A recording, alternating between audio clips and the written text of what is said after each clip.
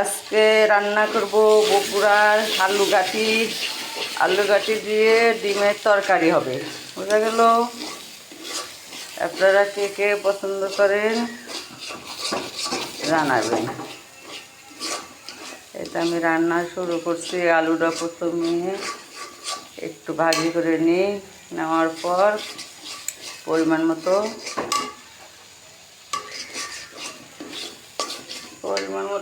জল দেব।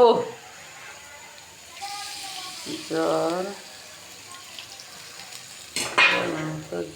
দিয়ে একটুখানি নাড়াচাড়া করে নাড়াচাড়া হলো।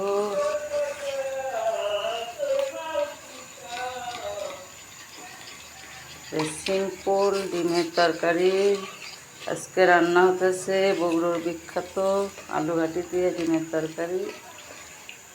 আশা করি ভালো লাগবে। আপনারা এইভাবে রান্না করবেন। আলুটা প্রথমে এরকম একটু ভালো করে ভাজি করে নিয়ে তারপর ডিমগুলো দিয়ে দিবেন। ডিম দেওয়ার পর একটু পর যে ডিম দিলাম, ডিম দেওয়া যে বলক এসে গেছে, একটু পর নামায়া নিতে হবে। এটাই হলো বগুড়ার সিম্পল ডিমের তরকারি।